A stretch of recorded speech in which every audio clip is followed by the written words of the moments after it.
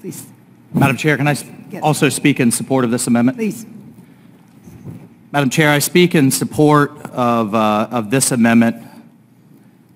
The bottom line is we have to, as a nation, stay on offense against terrorism. Intelligence officials, military officials have been clear that Al-Qaeda, the Haqqani network, the Taliban, and ISIS intend to strike the United States again, and will do so if we completely remove our foot off of their neck. We must fight these wars in places abroad, not here at home.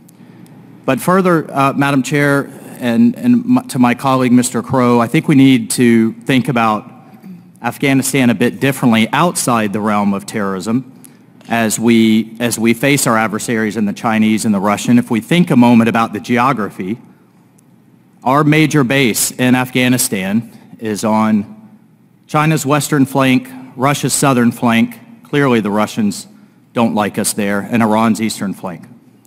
That territory has been fought and bought with treasure and with blood, and we need to think long and hard as an oversight body before we consider completely walking away. And then finally, Madam Chair and to my colleagues, I would encourage you to support this amendment.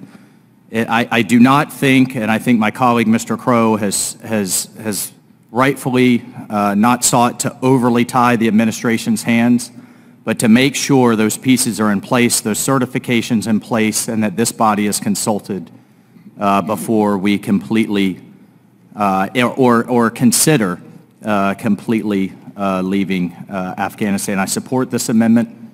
I think the bottom line is that we didn't lose in South Vietnam. And South Vietnam didn't fall, to use a historical analogy, when we withdrew our troops.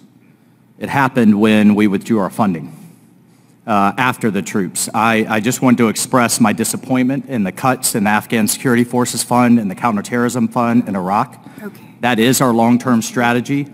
And just as the South Korean Army is now able to stand on its own and other armies are able to stand on their own after years of American investment, that's the long-term strategy for the Afghans, the Iraqis, the Kurds, and others to be able to stand on their own.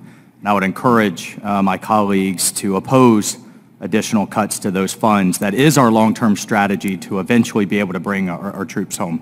And I yield.